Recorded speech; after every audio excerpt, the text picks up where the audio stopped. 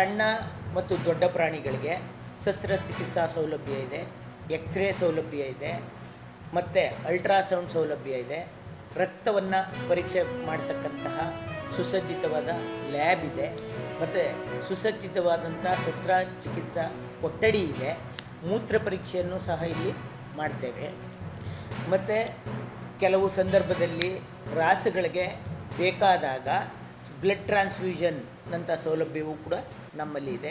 ಮತ್ತು ಉಚಿತವಾಗಿ ಆ್ಯಂಟಿ ರೇಬಿಸ್ ಲಸಿಕೆಯನ್ನು ಪ್ರತಿ ಮಾಹೆ 250ರಿಂದ 300 ರಾಸುಗಳಿಗೆ ಮಾಡ್ತೇವೆ.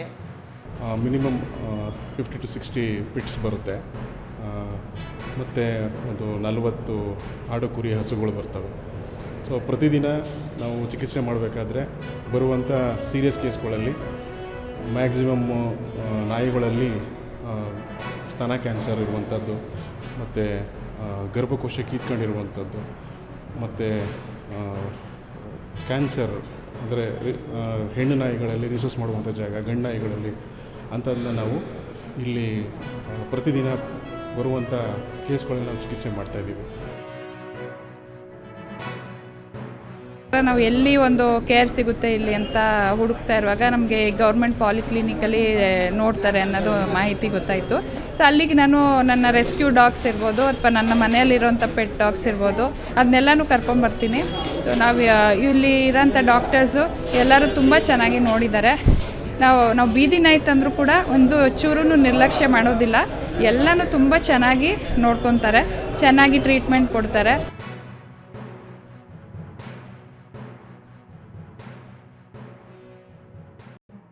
ಮೇಡಮ್ ನಾವು ಸುಮಾರು ವರ್ಷದಿಂದ ಬರ್ತಾಯಿದ್ದೀವಿ ಇಲ್ಲಿ. ಮೇಡಮ್ ನಮ್ಮದು ಈಗ ಒಂದು ದನ ಕಾಲೇಟಾಗಿತ್ತು, ಅದನ್ನು ಆಪ್ರೇಷನ್ ಮಾಡಿಕೊಟ್ಟಿದ್ರು. ನರ ಕಟ್ಟಾಗ್ಬಿಟ್ಟು ಆಮೇಲೆ ಹಸುಗಳು ಕರು ತೆಗೆಯೋದು, ಕರ ಏನೋ ಸಿಗಾಕಡೆ ಕರು ತೆಗೆಯೋದು. ಈ ನಾಯಿಗಳಿಗೂ ಟ್ರೀಟ್ಮೆಂಟ್ ಚೆನ್ನಾಗಿ ನಡೀತೈತೆ ಇಲ್ಲಿ. ನಾಯಿಗಳನ್ನೂ ತಗೊಂಬಂದಿದ್ದೀವಿ. ದನಗಳು ಜಾಸ್ತಿ ಮೇಡಮ್, ನಮ್ಮ ನಾಟಿ ದನಗಳೇ ಜಾಸ್ತಿ. ಸೊ ನಮ್ಮ ಪಾಲಿಕ್ಲೇ ಸುಮಾರು ಖರ್ಚಾಗುತ್ತೆ ಮೇಡಮ್, ಜಾಸ್ತಿನೇ ಖರ್ಚಾಗುತ್ತೆ. ಇಲ್ಲಿ ಗೌರ್ಮೆಂಟ್ ಹಾಸ್ಪಿಟಲಲ್ಲಿ ಅಷ್ಟೇ ಖರ್ಚೇನಾಗಲ್ಲ.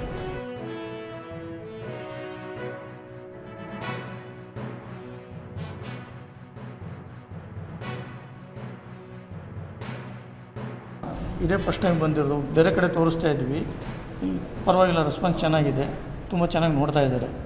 7 ತಿಂಗಳು ಏನಿಲ್ಲ, ಒಂದು ಸ್ವಲ್ಪ ಏನೋ ಇನ್ಸ್ಪೆಕ್ಷನ್ ಆದಂಗಿತ್ತು, ತೋರಿಸಿದ್ವಿ. ಶಾಂಪು ಬರೆದಿದ್ದಾರೆ, ಇಂಜೆಕ್ಷನ್ ಆಗ್ತಾಯಿದ್ದಾರೆ.